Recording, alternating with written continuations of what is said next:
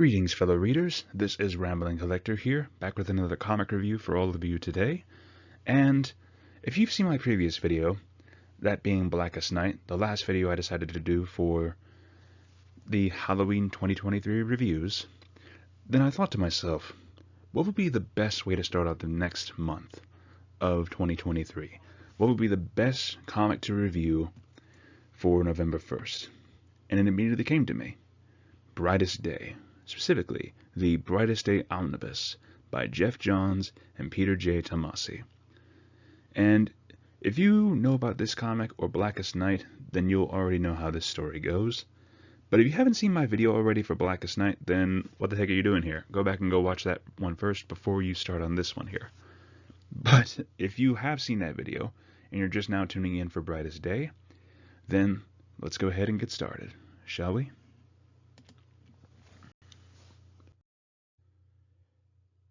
So first of all, my overall thoughts on Brightest Day itself.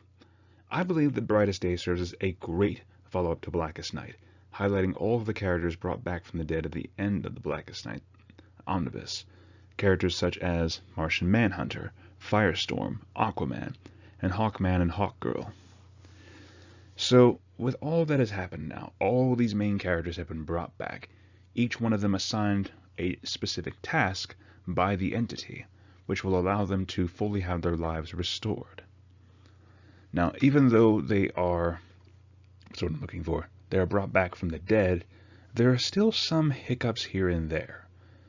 For instance, one of the most obvious ones with Aquaman is for him, he seems to be only summoning dead sea creatures for some reason, which is something he could only do as a Black Lantern. Or in the case of Martian Manhunter, everything around him just seems to decay for some reason, which is completely unheard of, at least in my personal opinion. And for Firestorm, every time the two of them merge, there's always the emotional baggage that, as a Black Lantern, one of them ended up killing the other's girlfriend. And yet also they are haunted by a mysterious voice that is just full of aggression and anger, and all it is doing is trying to rile them up. But all of this, though, we have a heavy focus here on Deadman, who hears the voice of the entity, and who he himself still bears a White Lantern ring. And because of this, it features more heavily on him. We always cut back to the other characters to see how they are doing and how this progresses the story, but we're always cutting back to Deadman due to the fact that the entity has given him the quest of finding a new host, because apparently the entity itself is dying. Because of the fact that the Earth itself has become poisoned. The Earth itself is planning to destroy all of humanity because of the corruption of Necron. And all of these people who were brought back, all of them have a specific task that they have been assigned by the entity that they must complete if they are to save the Earth from destruction by this pollution, this corruption. Now, Deadman, there is a much heavier focus on him, since the entity communicates with him the most out of the bunch. Because with him, he's been assigned the task of finding a host. But I like how this whole thing gives us more context to him. We see more of his life as he was before his untimely death at the hands of a sniper during one of his shows, and we learn that he was a stuntman in a circus. He was one of the main attractions, the death-defying stuntman, who could do all these amazing things and didn't use a safety net. He believed in himself so highly that he would disregard his own safety. And now we see him with this new lease on life after being restored from the dead by the White Lantern. And because of this, we see how he interacts. We see him trying to come to terms with the fact that for once, after so many years of being dead, he can feel the fresh air. He can taste food again. He can finally live, or really start living. Now, he does see the entity trying to find a host as a bit of a chore for himself, but gradually he does learn to open up his heart again and starts to really care more about people. We see him really wanting to live. And I thought that was absolutely amazing, seeing this man who's been dead for so long finally coming to terms with his new lease on life, with tasting some of his favorite foods, even finding love with the female dove. And also, we see him rebonding with one of his old family members, his grandfather, whom he had been very close to, who is still alive at 98 years old, and just reconnecting with him. It was fun to read that. I loved it. Seeing it before my own eyes really made me connect with Dead Man more. But if I were to pick out some of my favorite stories from this collection, it would have to be Martian Manhunters, Dead Man's, and Hawkman and Hawkgirl. Because with these three in particular, Dead Man, of course, is the obvious one, serving the entity, trying to find the new host, while also trying to live his new life. Martian Manhunter, we see him with this goal of wanting to restore Mars to its once great glory. We see him wanting to restore plant life to it, at the very least. But we also see him having to confront the fact that there is another green Martian that is still alive on Earth. And it's a bit disgusting how they managed to evade detection for so long. Apparently they had crash landed to Earth, and wanting to hide themselves from the sheer amount of mind and thoughts that they were experiencing, they hid themselves in a human skin suit, and they kept doing this for years, locking away their Martian memories until they managed to see Martian Manhunter, learning about his resurrection. This Martian, known as Decay by Geoff Johns, goes around haunting him and even nearly kills McGann, a white Martian. And from this, I love Geoff Johns' story here of how he was just trying to figure out whether he belonged more on Mars or on Earth, and him coming to terms with the fact that his home is no longer on Mars, that it is now on Earth.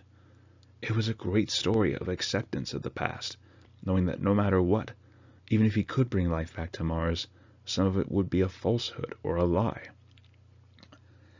Not to mention, we also got to see a really cool glimpse of what a Green Lantern Martian Manhunter would be like. Though with all honesty, I feel like he would serve more as a Blue Lantern than a green one. At least that's just my personal opinion.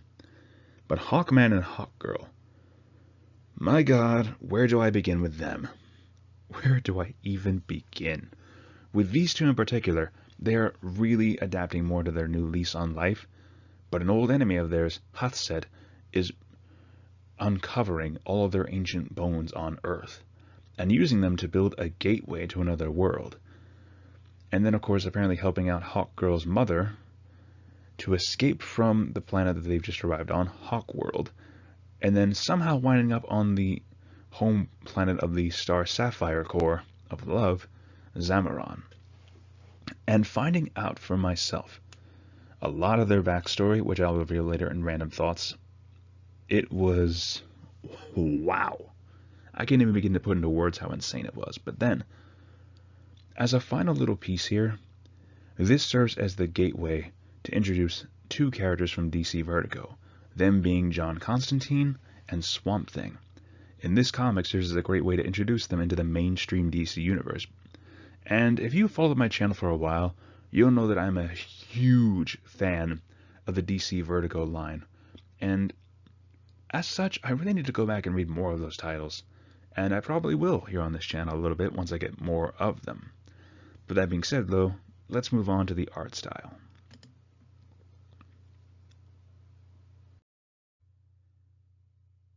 Now, the artwork for Brightest Day.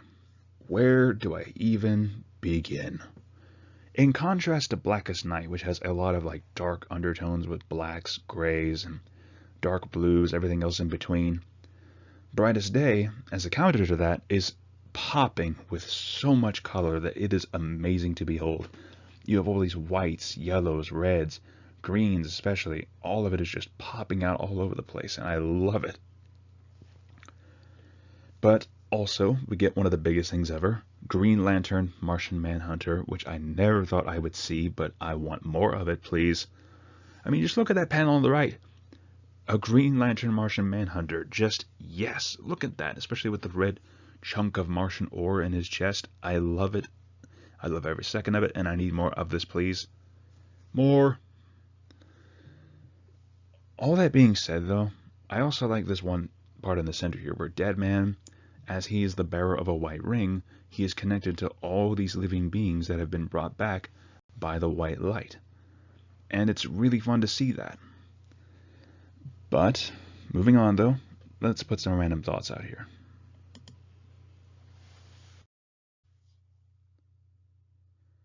So, a few random thoughts that I have here. Okay, and these are also going to be major spoilers here, so keep that in mind. But if you want to skip to the end of the video, please feel free to do so.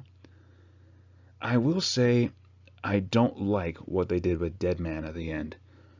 And here's the thing with this. I understand he's meant to be more useful to other people as a spirit in a way, because then he can like gather information, take over different bodies and such. But come on! This man finally got to see a new lease on life. He finally got to experience new food, find love, reconnect with one of his long-lost family members, and just, he started really wanting to live. And what does he get for that? The entity. The very foundation of all life. Pulls him around, uses him as a tool, returns him back to the dead somehow, after using him as a host. And from that, we see him being returned to the dead, and the only person who can possibly even hear him is Dove, his lover. And I feel that is such a gut punch, in my opinion. It is really just a gut punch. I hated it. I hated it. I really did. Because it felt like this guy was finally getting a chance to really overcome his own detachment from everything and live again. To really open up his heart and just, ugh. There's so much more I want to say, but you'll just see it for yourself. But as for another thought here, it's funny to me how Brightest Day is a Green Lantern story, yet we barely, if ever, see any of the Green Lanterns. We barely ever see Hal Jordan or any of the others. The only other time I can say we see a major Lantern character was Carol Ferris's Star Sapphire. And how she reappears is absolutely insane to me.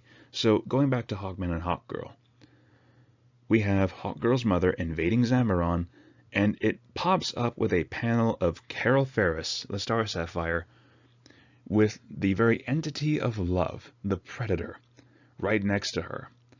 And the first thing on my mind is, what in God's green earth, how did that happen? So because of this, I'm now going to have to start picking up more of the Green Lantern comics by Geoff Johns, just to understand what the hell I've been reading, and what the hell did I miss?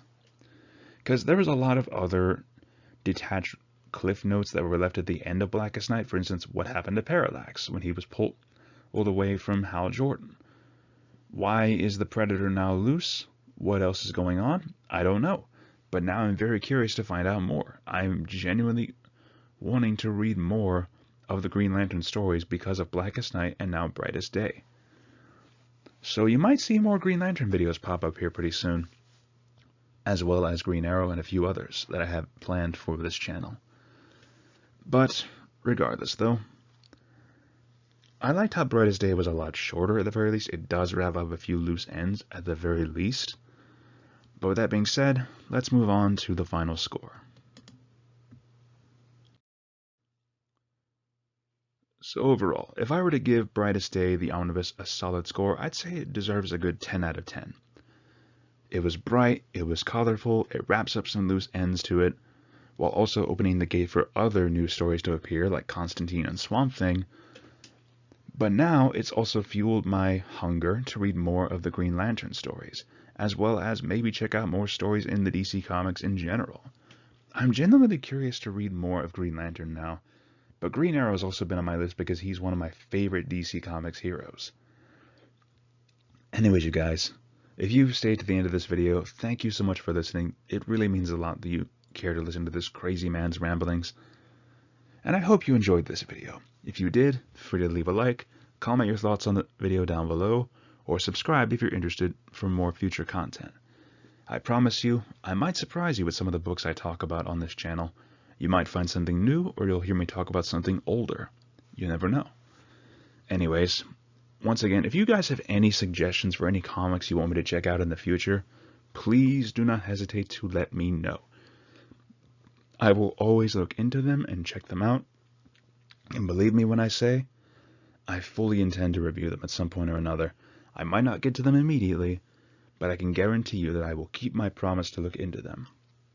And once again, you guys, thank you so much for listening, and it really means a lot. This is Rambling Collector, signing off for now.